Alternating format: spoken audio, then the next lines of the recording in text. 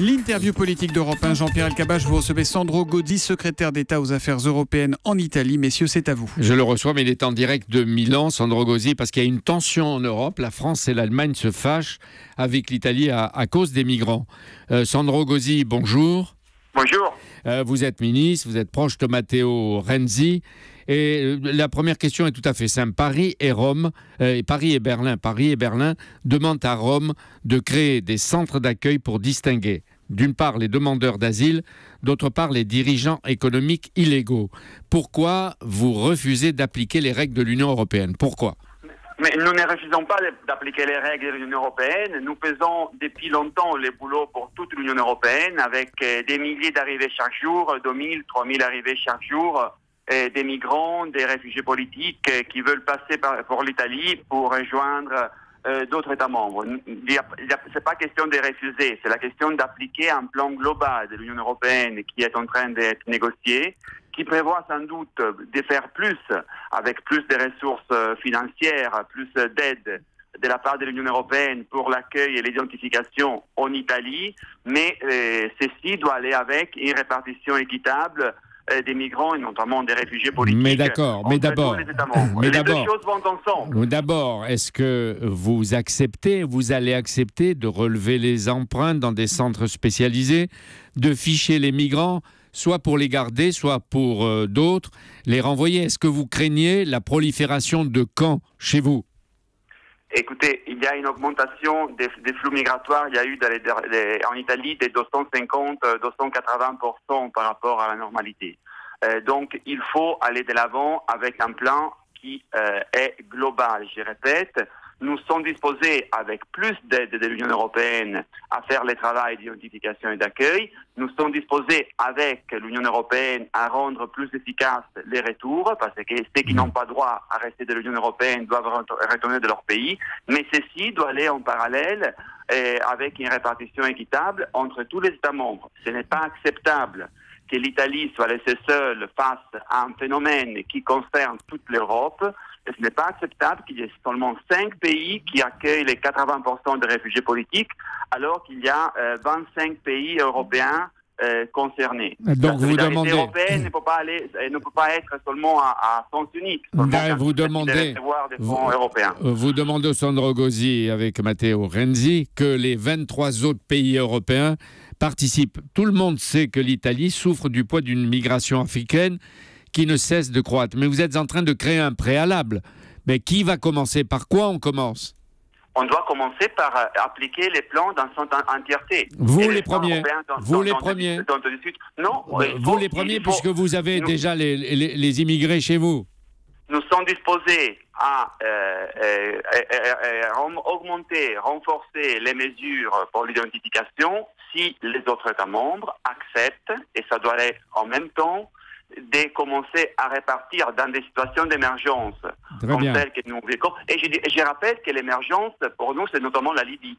Oui. Parce qu'il y a 80% des flux migratoires en Italie passent par la Libye. Oui, et alors, peut-être comme la situation libyenne est la conséquence d'un manque de stratégie après l'intervention militaire, je crois que là aussi, il y a une responsabilité collective à laquelle on devrait faire face de façon solidaire. Très bien. D'autant plus que Daesh est en train de gagner de plus en plus de territoire en Libye et sur les rives de la Libye, en face de la Méditerranée. La situation en Libye, est-ce que vous nous confirmez qu'il y a des conséquences politiques négatives? Qu'il y a une sorte de la xénophobie. Il y a un risque de xénophobie croissant, il y a une pression énorme, inouïe sur les régions du sud de l'Italie. Et il y a des tensions très fortes entre villes et entre régions en Italie.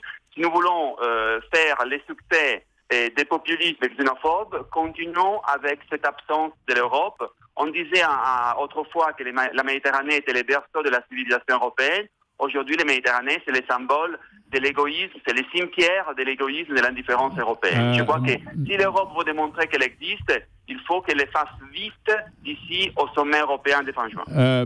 Approchez de votre téléphone.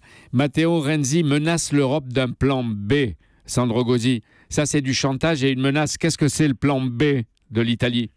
Aucune menace, aucun chantage. Nous avons dit que si l'Union européenne veut faire preuve qu'elle existe, elle doit accepter les plans qu'elle est proposés par la Commission européenne. Si l'Europe est renoncée à exister, alors ce serait le chacun pour soi. Qu'est-ce que ça veut dire? Le chacun pour soi, chacun devrait penser à ses intérêts. C'est-à-dire, nous avons, en tant que l'Italie toute seule dans une Union européenne qui n'existe pas, n'a pas intérêt à garder chez elle des gens qui ne veulent pas rester en Italie. Mais attendez, là, non, Sandro Gozzi. Nous sommes en train de travailler sur le plan A. Et nous sommes conscients que le plan A pourra aboutir. Sandro Gozzi, vous êtes en train de nous dire que le plan B, vous laisseriez passer autant que possible des réfugiés, quels qu'ils soient, sans contrôle à travers toute l'Europe.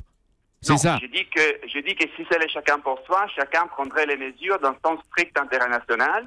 Mais, je répète, je suis confiant. Et hier, à Luxembourg, les ministres de l'Intérieur ont eu une bonne négociation. Je suis confiant que le plan A, c'est le plan global, pourra aboutir. Et nous sommes déterminés à travailler dans cette direction. On voit bien que les épreuves de force entre gouvernements, ce sont des épreuves de faiblesse.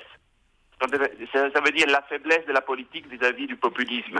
Chacun de nous a ses populistes. Ce n'est pas pour cela qu'on doit faire des épreuves de force sur la scène européenne. On entend à travers votre voix la colère de l'Italie et le fait que nous sommes au bord et peut-être même dans une crise en Europe à cause du problème des migrants.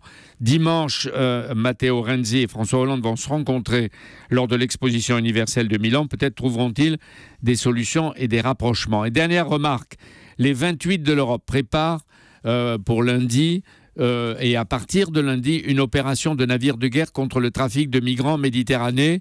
Vous avez une idée de la forme que ça peut prendre ? Oui, ça c'est les volets extérieurs de ce plan global et c'est quelque chose sans précédent vers lequel nous allons et c'est sans doute un pas en avant positif. Il s'agit d'une surveillance accrue de la Méditerranée, il s'agit aussi des mesures fortes communes contre les trafiquants des êtres humains et du point de vue, disons, opérationnel et du point de vue des flux financiers de ces réseaux criminels. Et ça, c'est, disons, la partie extérieure de ce plan global qui a beaucoup d'importance. Et c'est pour cela que je crois qu'il y a toutes les conditions de mener à bien cette négociation. Et sans doute, comme vous dites, la rencontre entre Matteo Renzi et François Hollande à Milan dimanche, sans doute, va aider pour trouver une solution positive à cette négociation. Sandro, la Grèce inquiète aussi plus que l'Italie. Elle n'a presque plus d'État. Les îles sont envahies par les réfugiés venus par la Turquie ou par la mer, selon un flot ininterrompu. Là aussi, c'est une préoccupation. Et d'autre part, la Grèce de Tsipras est au bord de la faillite. Est-ce qu'il faut encore une fois lui accorder une aide financière sans contrepartie, lui céder? Quelle est la position de l'Italie? Il faut sans doute les contreparties parce que les contreparties sont dans l'intérêt des Grecs. C'est dans l'intérêt des Grecs de réformer le système de retraite qui n'est pas soutenable. C'est de l'intérêt des Grecs d'avoir des mesures contre l'évasion fiscale. C'est de l'intérêt des Grecs de revoir un système de la TVA. Sinon, j'ai dit, est-ce qu'il faut, s'il n'y a pas de contrepartie de leur côté, est-ce qu'il faut céder?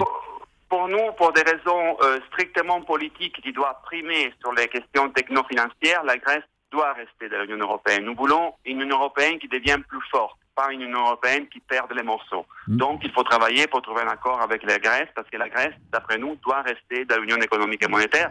C'est quelque chose...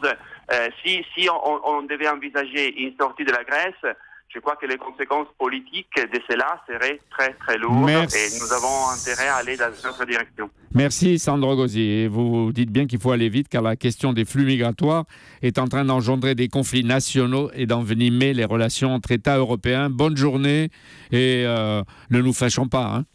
Merci, bonne journée à vous. Merci Sandro Gozzi d'avoir été sur Europe 1. Demain Jean-Pierre, entretien exclusif. Vous serez en direct de Waterloo, entretien exclusif avec Napoléon, s'il vous plaît. À demain, Jean-Pierre. On est très sérieux. Moi aussi, c'est dans le bivouac de l'empereur.